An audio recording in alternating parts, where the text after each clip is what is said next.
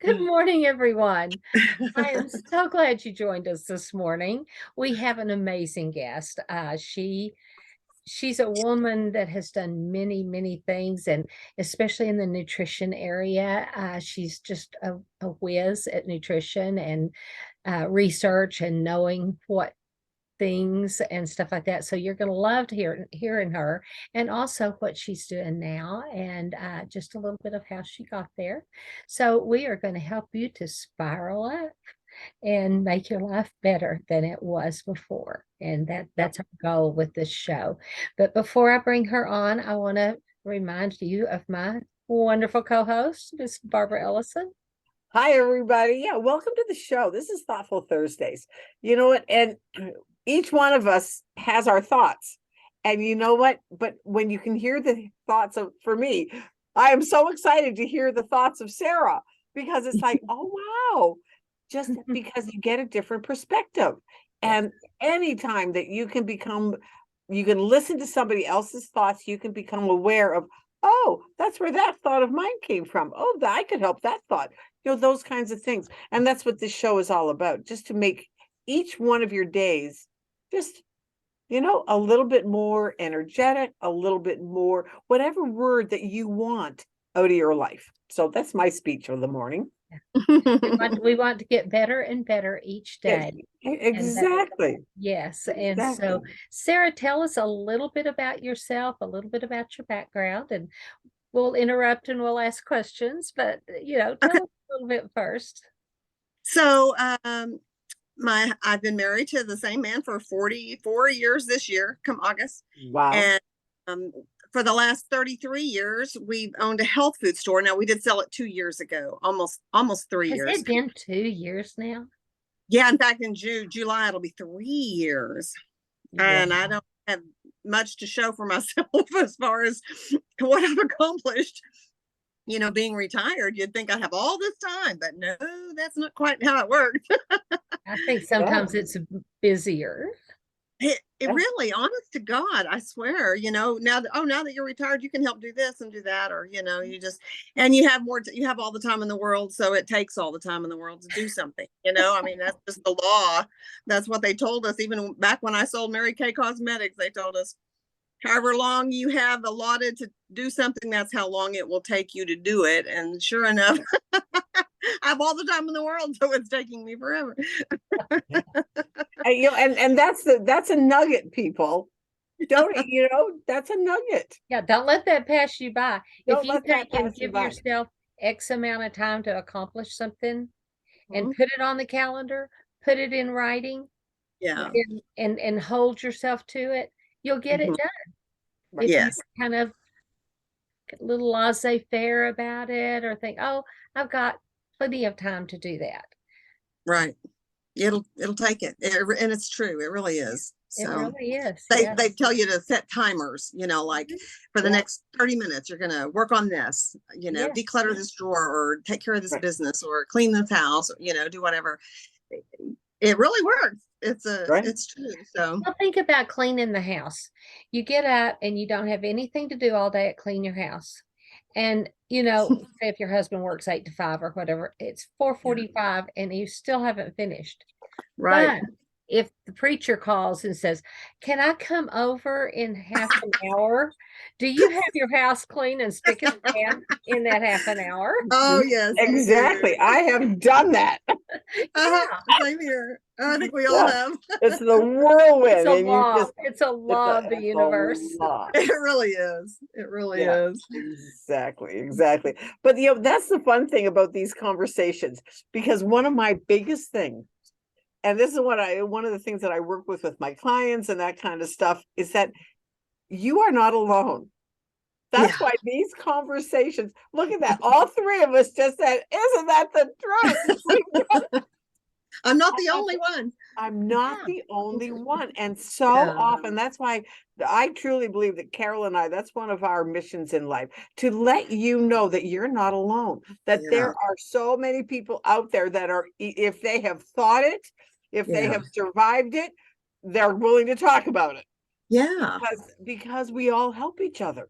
Yes. Well, and for so many years, we've had that perfectionism Oh, pounded right. into us of, oh, you know, and it probably goes back to our childhood with Leave It to Beaver.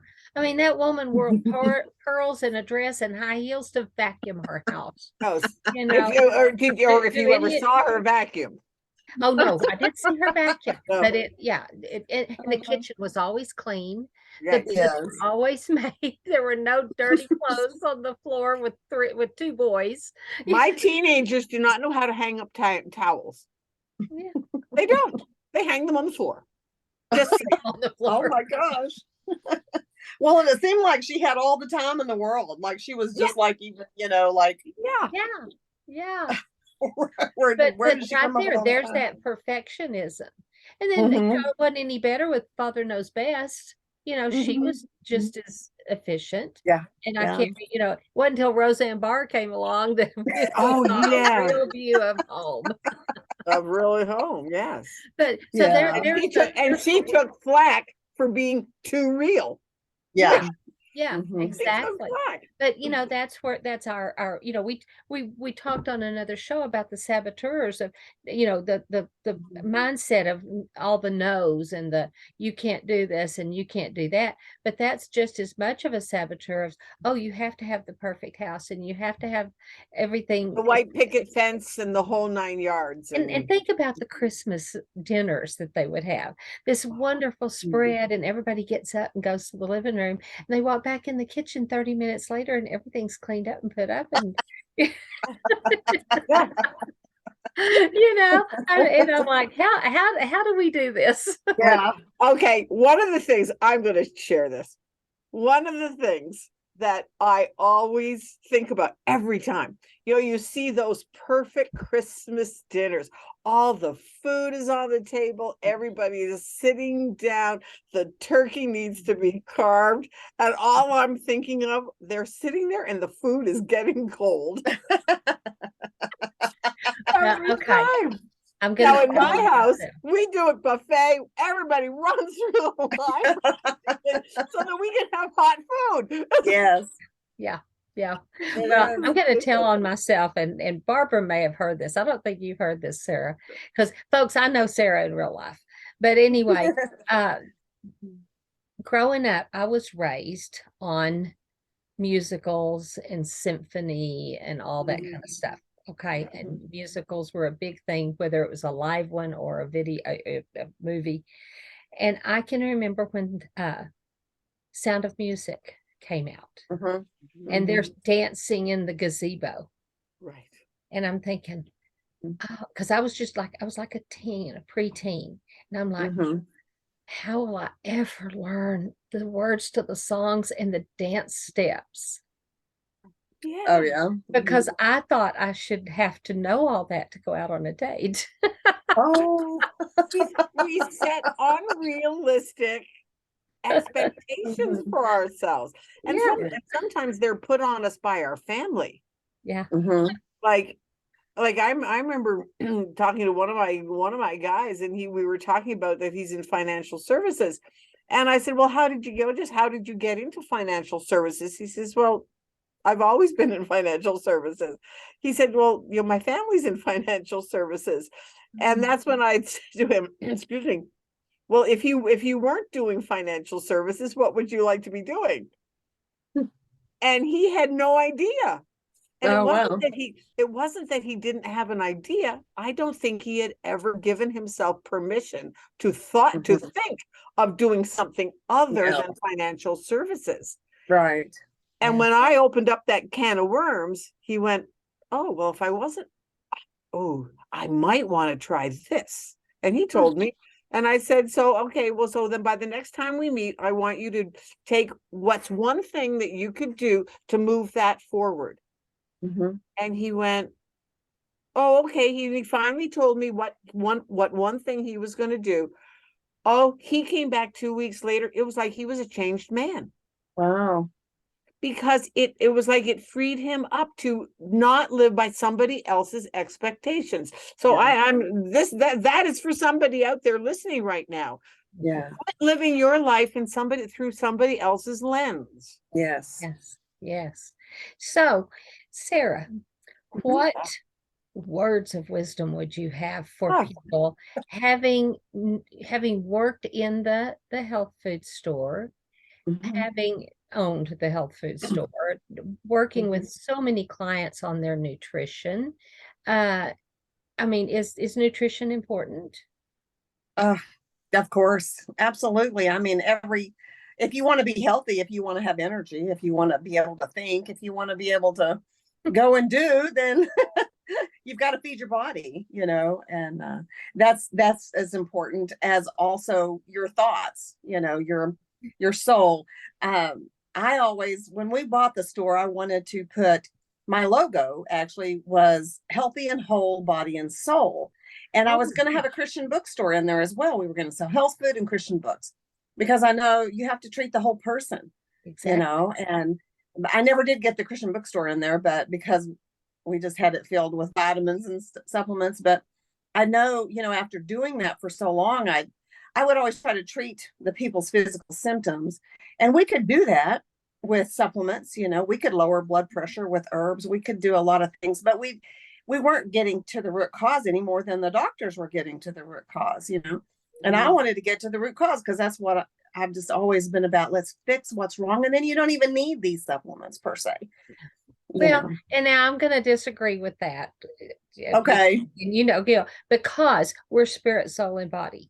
Now, right. The spirit and then the body, but the soul is the in between where we're fixing. But I personally think that we all have to, we have to keep this temple healthy. And I've known people before go, oh, God will fix it. Well, yes, God heals and God fixes and God does things like that. But sometimes he says, you go eat properly. You can't keep this temple running on ho-hos and ding-dongs. Right. Absolutely. You can't sit on the sofa eating bonbons and watching soap operas and think that you're going to be healthy, because then you're polluting the soul and the body. So that's true. But and I know we're on. I think we're on the same page that way. But the way that it across, it sounded like there's a balance there of if anxiety, fear, stress, and anxiety is what's causing your high blood pressure, then all the eating right might help. It'll help, but you've not fixed what's wrong. Yes, which is the root cause. Fear, stress, and anxiety. Yes, that's what I was getting at. Let's fix the root cause, and then we'll find that when we do eat healthy and we do take care of ourselves, that everything works. And we don't have to take tons of supplements. Just a few core things. Right. I think so often that people have been given a bill of goods that they have to do everything. No, find the core thing, exactly what Sarah just said. Find the core things that work for you. Right. Yes. Well, and we've been conditioned by the pharmaceuticals to take a pill. A pill will fix everything. That's right. Keep taking pills, and this pill to this pill leads to this pill leads to this pill. And so when people move over into the supplements, sometimes they still have that same mindset of the more pills I take, the better I'll be. Right. And that's not always true. No. And plus and we have to admit, some of it is marketing. Oh, you need 5,000 units. Well, you know what? Your body can only absorb, and if your body is only absorbing 2,000 units of whatever, well, that other 3,000 is just going in one end and out the other. So you are spending money on something that, yes, probably the initial thing is good and your body's absorbing it, but it doesn't need it all. And this is where I think that we have gotten out of balance with people advertising. Yeah. Or marketing. At one of the seminars that I attended early on, when we had the store, they, a doctor was telling us, if you can get people to get on a really high quality multivitamin to make sure you're covering all your bases, and then add a greens drink, to get your nutrition that way, and your fiber and your vitamins and enzymes and proteins, and then also your omega-3 fish oils, or flax oil, however you want to get it. But if you could get them on those 3 core nutrients as a foundation, then build on that. If you have memory problems, do this. If you have, high blood pressure, you could do that. If then, build from there. But until, like, if you've got a B1 deficiency, Take you've it got to A, fix it's gonna that. help. Yeah, exactly. You got to fix that. So, there's I tell you, it's an art form. It's a science. There's a lot to it. Well, And Barbara uses the term a lot. She says, finally, science has caught up with the things we've been saying for years. yes, The absolutely. science is catching up, and the formulations are Right. catching Yes. up, and the way to stack those formulations so that instead of, I know a friend of ours, Kirsty, says, you can have two things here in a formulation. It's like a magnet that'll repel each other. So they won't work together. You want them to work Right. together. And Yes. there's some things you can't put in a formulation with another thing because it isn't gonna Yeah. work Like copper and zinc kind of Yeah. yeah. Well, deplete each other, or one of, Well, calcium and iron, those right. yeah. And then there are things that your body won't absorb if you don't have it. Like one of the things, like I remember somebody saying something about, well, why do they put vitamin D in milk? I said, well, because if you don't have vitamin D, your body won't absorb the calcium. That's right. Yeah. There are Yeah. certain things that it's like having H2O. Well, I think most people know H2O is water. Well, if you have H3, you're not going to have water. Or if Right. you have H1, you're not going to have water. H2O is a formula. That's how you're going to get water. Right. And that's exactly, our body is no different. It Yeah. has the nutrient load that it needs, and in therapeutic doses. Yeah. Right. Yes, and That's that's the a big huge thing. thing. Yeah. That So is, that's the secret companies right that there. I would always, advertise. Go ahead. well, I would always tell people, if the bottle says 4 a day to get these amounts, you've got to take 4 a day. And if they just take 1 a day, they're not getting the therapeutic dose. And then they wonder, oh, well, that didn't work. I'm like, well, if a doctor prescribed you something and told you to take 4 a day, you would take the 4 a day. Yes. So you've got to apply the same thing with nutrition. You've got to get those therapeutic doses. You can't just do one. And you have to find a product that's offering therapeutic dosing and not the fairy dusting. Exactly. A window dressing, we called it in the health food industry. Just, let's throw some of that in and we can say we've got it in there. Well, there might be a negligible in there, but they can say they've got it in there. So they can say we have it. I'm like, no, you've got to pay attention to those milligrams. And yes, you do. And the thing is, people, I think they are doing better now about educating themselves, but you've got to educate yourself. Yes. And, and sometimes you mentioned anxiety. Sometimes anxiety can be a vitamin mineral deficiency in your body. It may not all be just your thoughts or your saboteurs, as Barbara likes to call them. It can be a deficiency. So it's a balancing act. Like I said, God made us spirit, soul, and body, and we're to get them all. It's just like you go to a chiropractor to get your back lined up. You've got to get all these things lined up and in right order, or you're not going to work well. Yes. And so, but we've talked about a little bit about the words and the vibrations and the frequencies and stuff. So tell us a little bit about what you have now. With the preborn prodigy? Yes. Is that okay? Yeah. I'm so excited about this. This is her new heart. Yes. This is another way, I learned years ago what I feel like my purpose is, like, what am I supposed to be doing? Why am I here? And I figured out that I want to see people healthy and whole, spirit, soul, and body. And so, we had the health food store to help with the body. And then I learned transformation prayer ministry to help us figure out what is it we're believing that's causing us to, have health issues. So we went to Henry Wright's spiritual roots to disease seminars that he did. It's a week-long intensive seminar to learn the spiritual roots to disease. And in my own case, I'll tell you, I had a skin condition called granuloma annulare, which it's a benign skin condition. It doesn't bother me. In fact, I don't even have it anymore. And I just paid attention to that the other day. I was looking, I'm like, it's gone. But Yeah. back then, What does it look like and what does it do? Well, it's just these ugly little red bumps under the skin, and it looks like a rash, but it doesn't itch. You don't even know it's there unless you accidentally bump it against something, and then it hurts like crazy. But it was all over the tops of my hands, and it was on my elbows, really bad. And then it started getting on my legs, and it was spreading. It was getting worse. And I found out through Henry Wright's teaching. He wrote the book A More Excellent Way about spiritual roots to disease. And so we went to this seminar, and I learned fear, stress, and anxiety was my root cause for that problem. But I'm like, I don't know what to do about that. And we cast the spirit of fear out of me. We did everything we could think of, and I couldn't ever figure out, why did I have it? What was wrong? Well, so I was listening to James Richards. He did a teaching on heart physics, and he was telling about how he was born bleeding out of his kidneys. And in his adult life, he's almost died twice with kidney failure. Like, he would just shut down. His kidneys just wanted to shut down, and he'd land in the hospital, and that's, saving finally. But he went to the Lord and he said, Lord, what's the deal with my kidneys? And after a time of really fasting and prayer and seeking the Lord about this, it's like the Lord took him back to the womb.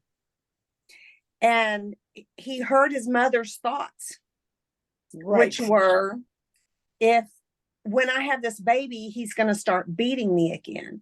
He had a father from hell. I mean, this guy was just the devil himself. He was terribly abusive. Tried to burn the house down with them in it. I mean, he took the money and ran. He was a terrible person.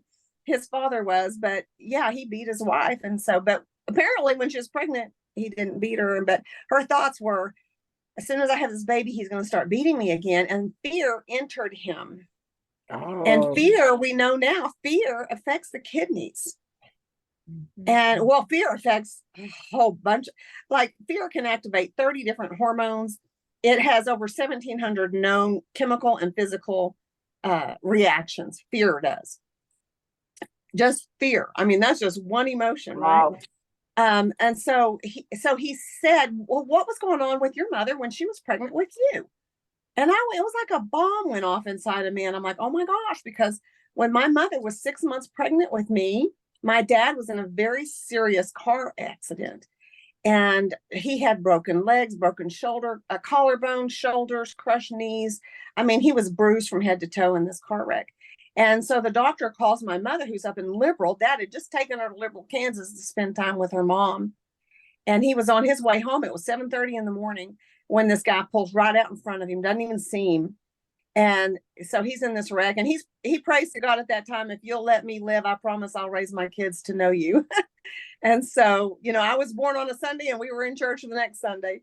So that was a good thing that came out of that, But anyway, my mom, Dad could hear, it was like he knew Mom's reaction on the other end of the phone, because the doctor was in the room with Dad when he was calling my mother when she was pregnant with me, telling, well, your husband's been in a car wreck and he's got all these things broken and we're going to have to do surgery. And she's just freaking out on the other end. And my dad could tell. And he said, you're scaring her. Tell her I'll be okay, But so it's like I could tell what my mother's thoughts were. These are the thoughts that I have all the time that cause me to be uptight and worried and stressed. This was where my fear, stress, and anxiety came in. And that was, her thoughts were, is everything going to be okay? Is everything going to be all right? And, she just had to see if she could fix things. And that's the way I do. I have to be in control, and I have to fix things. And I'm like, wow, that's where I got it. So now, mind you, I hadn't still connected any dots per se about making albums to deal with this. But 27 years ago, I read the book, The Secret Life of the Unborn Child, which was a fascinating book that documented how much unborn babies know. I mean, they know. They know if they're rejected. They know if they're wanted. They know if there's fighting going on. And when I read that book, I was just so amazed. Well, in 2012, Harold and I attended a Transform Your Life seminar at Catch the Fire Houston. And the pastor's wife, who was teaching, talked about how when when when two things happen to her, she like gets triggered and kind of has a meltdown. And one of them was if they couldn't afford something, she just freaked out. And the other was if something went wrong, if something broke down or something happened, she felt she was to blame. It was her fault. Well, she never knew why these things came. But one time when they were doing ministry on her, it was like the Lord allowed her to go back to the womb, and she was all, everything was fine and wonderful. And all of a sudden she heard angry voices, and they were fighting about her. She was to blame for the fighting.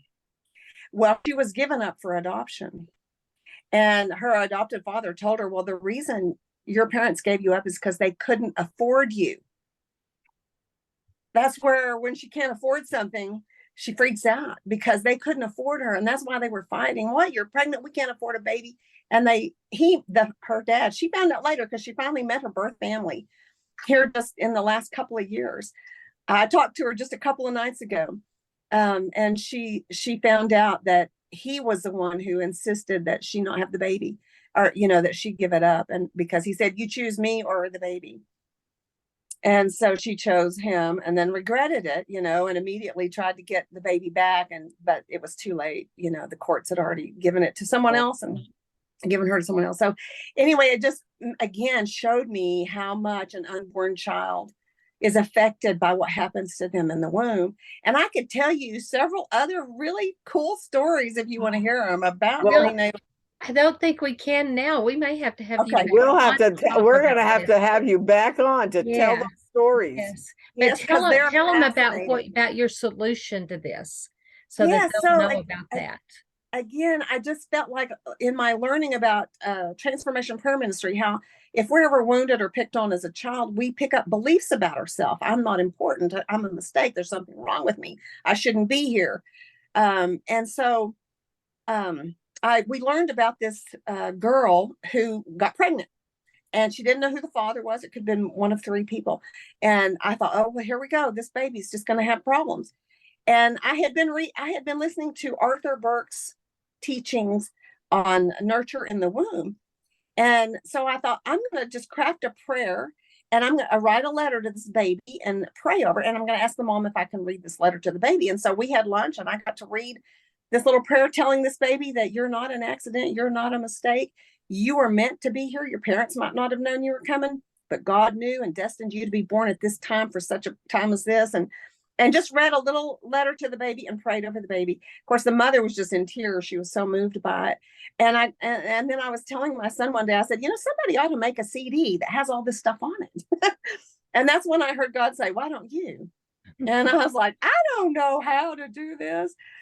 But, every day I would just pray, Lord, what do I do next? And he would take me through the steps. And now we have this wonderful album called Prayers and Blessings for the Unborn Child. And then we also have it for after they're born, where we're praying over them, we're blessing them, we're declaring scriptures, we're telling them everything a parent would ever want their child to know and maybe never thought to tell them, especially in the womb, because I'm trying to cover all the core lies that a child might pick up in life if they're neglected or wounded or abused.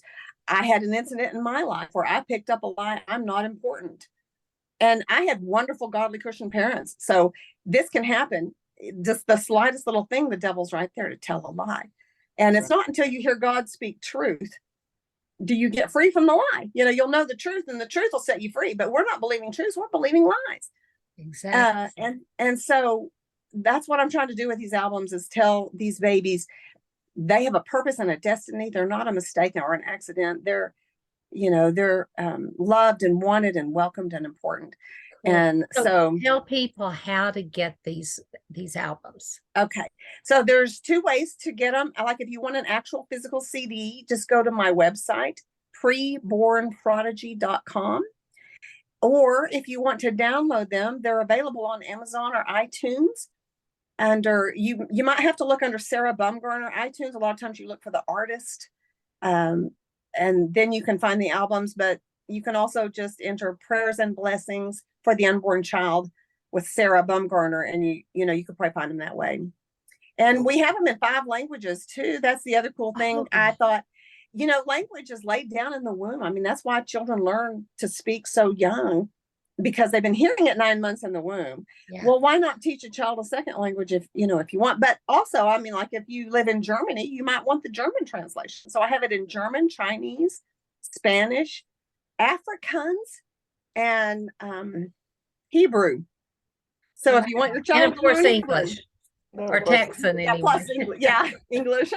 It's so funny though. I have mailed CDs to China. I've mailed CDs to Singapore. I've mailed CDs to South Africa, Johannesburg, and they all want the English version. Wow. Okay. Instead of the Chinese or Hebrew, you know, or African version. So Wow. This is so exciting. This is so thank exciting. you. I just really want to encourage y'all to get these CDs, Yes. because they Yeah. are really, really wonderful. Any last thoughts, Barbara? You know what my thought was? Is that, you know what, you're never too old to learn something, or to hear something positive. So, you know, listen, get them for yourself. If you're having kids, get them for yourself. And grandparents, get them for your grandchildren. Yes. Sarah gave me two for my grandbaby that his mother died. And so we had him for a while, and we kept music, godly music and scriptures going in his room 24/7. So, you know, because they diagnosed her with cancer at 6 weeks, and at 9 months she was gone. And oh my God. it was sudden and unexpected. And so, you know, we did that. That is the thing, you know, Barbara, when you said get them for yourself, because what we found is the mothers that listen to them were getting healing themselves. Right. Everybody needs to hear these truths. These are just common biblical truths that everybody needs to know and hear. So when you're listening to that, if you'll listen to it as speaking to you, because I've done that. It even goes today. down into the baby. So. Yes. Well, it goes down into you if you're already an adult. So anyway, guys, we're gonna have to have you on again. Yes, we are. Thank you so much for coming on, Sarah. And you're all welcome. of y'all, be sure to click like and share and subscribe if you're watching this on the YouTube. And ring the bell if you're on YouTube. Yes. So, have a good one, everybody. Goodbye. Thanks.